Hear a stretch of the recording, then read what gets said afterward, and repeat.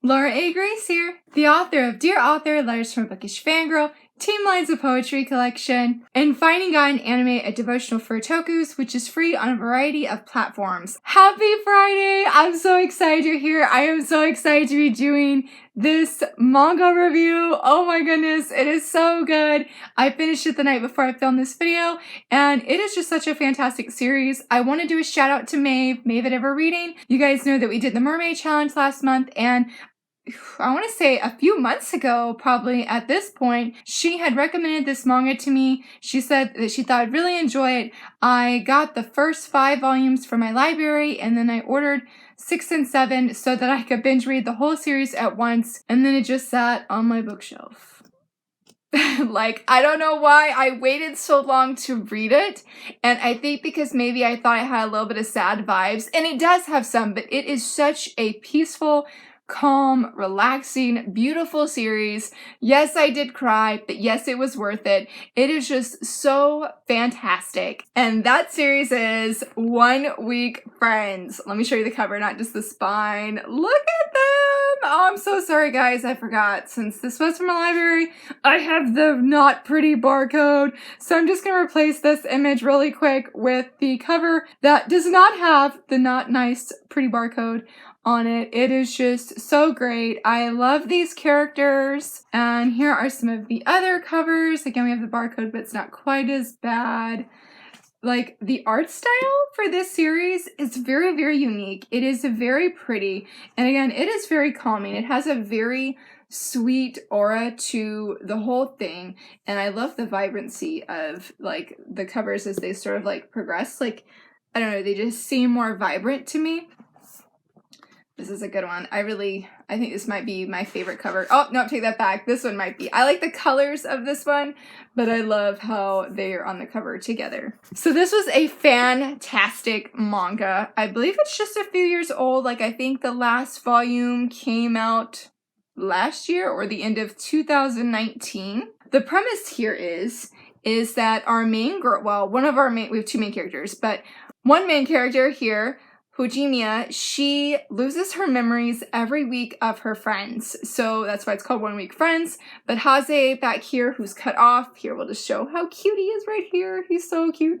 But Haze wants to befriend her, and he had noticed that she was always alone, and he just thought that she'd be really cool to hang out with, and also he thinks that she's very cute. So he decides to befriend her, and she tells him that there's no point in them being friends because every week, she's going to forget about him and things will start anew. But Haze is such an amazing character that he's sort of like, okay, I'm still going to be your friend anyway. And so progresses this whole manga of Haze trying to help her get back her memories, but also, more importantly, to just be her friend. And I will say, if you are looking for a manga that has some romance element or romantic elements, but you really want a manga that focuses on friendship, 1 Week Friends has your back. It is, oh my goodness, I was going to say it's amazing, but I've already said that like twice now, but it is so good. It surprised me in so many ways of the depth and the growth, especially of Haze. Like, Haze is just, he is a phenomenal character. I absolutely loved his character so very much.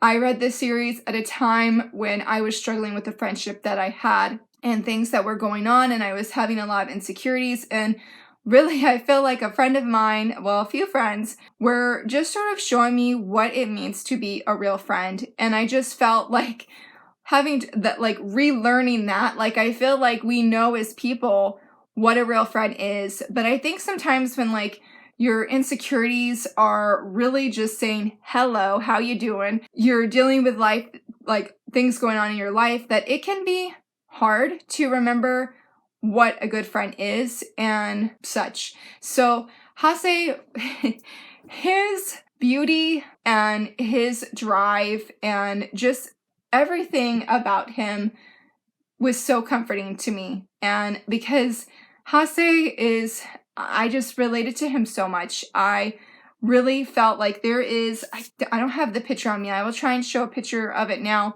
But there is a picture that I took of a panel, and he is explaining to a friend of his why he befriended him and why he wanted to befriend Hajime, because it's just him and he just wants to be there for other people and sort of like no strings attached. And he doesn't have any strings attached, but Hase realizes that in a way he may not have any strings attached with his friendship here with Hajime, but he realizes that he was selfish. And while some people might be like, well, he's not a really great friend, I still felt, yes, he was. And he, because of his selfishness and him explaining why he was helping her, really just struck a chord with me, because sometimes we get focused on ourselves and friendships, and Hase just grows so much through this series of him struggling with doubt and him wanting her to be friends with him. Again, no strings attached, but because he likes her. And he also, well, greater than that, I should say,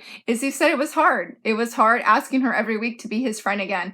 And I was like, yeah, it would be really hard. And so he just wanted things to be easier. So that's sort of closer a little bit to the beginning of things. And I will definitely try and keep this video like spoiler free, just to throw that out there. But the way he just changes and the way he grows as a character, and he realizes that friendship is asking, will you be my friend, all the time? And maybe, I don't mean like saying those words literally and asking that, but if you don't, like he says, if you don't have friendship as the foundation of a friendship, how can you be friends with somebody? And so I really feel like this manga explores all of the depths and like intricacies of friendship, that there's so much more than just we're friends. Like, what is a friend? How do we help our friends? How can we just support them? How can we be there for them? What do we do when we have issues and problems that come up and then there's tension? What do we do? Are we going to have a fallout, or are we going to work through this? This series explores all of that, and it makes it extra challenging when you have a character who is forgetting every week her friends that she's making. Granted, in the beginning, we only have Hase as her friend, but there are things there, and Hase knows that something bad must have triggered this. And I'm not going to share what those things are, because that would like totally like spoil the ending of the manga, and just the manga as a whole. But let's talk about Hajime. I really liked her character. She is so adorable. Let me see if I can find like a picture of her, because they just have these like flowery vibes, and it's so adorable. It's so adorable. Well, this one is of Hase, but they just have these like flowery vibes, and it's so adorable. It's so adorable. Well, this one is of Hase, but I love them. And Fujimiya is just such a sweet character, and your heart really goes out for her. You really want to know, why is she not remembering her friends? Because she can remember her family. She has no issues there. It's just her friends, and it's every week. And you're like, well, what is going on? What is causing this? And then when you see why she's acting the way she does with certain people, you're like, oh, like it really just knocks at your heart's door and makes you like feel all of the things. And this manga definitely makes you feel a lot of different things. A lot of happiness, sometimes a little bittersweetness, and just a combination of things. So, but because of that, your heart really goes out to her, and the mystery surrounding her character, you really want solved, but it goes at a sort of a slow pace. And I don't mean that bad, because, you know, sometimes when we say a manga is slow, we're like, oh, well, that's bad. We want something fast paced. But this feels like a casual walk through the park, and then sometimes you have like things that distract you, and you go off to the side a little bit, do that distraction thing, and come back to go, you know, finish your walk, I guess. This manga really felt a lot like that. And so I really loved her character. She was just so kind. And her mom was something else. Her mom was a hoot. But her mom had some wise words for Hase that I really liked. I took another picture of that. I'll try and share that here now, because I felt like that really spoke to me. And it was so good. She's an interesting character. So I would not say she's my favorite, but it was nice to see just a healthy mom in a manga, because as we talked about in favorite families here recently, that I really love when we have those positive family vibes in just manga families. Now that I've gushed a little bit about them, especially Hase, because he is just amazing, let's talk about some of the other characters. So one character that I was actually surprised, I did not like him when I first met him. And I feel bad for saying that, but that is Kiru. He is Hase's best friend, and he is an interesting character. He's a very interesting character. He's very upfront, straightforward, blunt. I wouldn't say necessarily he's mean. It's just who he is, and it's just how he deals with things. So sometimes because of that and having like Hase's energy, like positive vibes and positive energy and whatnot, Kiru just sort of like puts water on that. But as the series progresses, you really see how much of a rock this guy is for multiple people in this story. And I just was really blown away by him, because going from I really don't like this guy and I hope he doesn't have a lot of page time to wow, I actually do like this guy. And I mentioned him in, I think it was last month's Top 5 Wednesday video, saying that if there was another character to sort of replace the main character, I love all the main characters, as I said in that video, but like a side character was the main character, I would actually choose him, because he's very closed off, so you don't always know what he's thinking, but when he feels deeply, you definitely know. And he does feel very deeply. He just expresses it in different ways, and sometimes those are not the most open and out front kind of ways, or they're just very, very blunt. So, but I really liked him, and I really liked how he does build up the characters, and he is just, like I said, just such a rock for not only Hase, but for so many people, and how he pushes people to just go communicate. He is definitely the one that is encouraging other people to, when there's issues, just say what's going on. And he's also the one that probably creates the less drama. I would not say this is a drama-filled series by any means or anything like that. But because of that straightforwardness, he's just like, you just need to go talk to them. Or he's like, it's going to work itself out. Or he'll be like, Hase, you're dumb. So he's good. He's a really good character, and I'm really thankful that he did get page time, and that there were times where he was a little bit of like, not the whole focus, but that you can see some special scenes with him, because at least I really enjoyed him.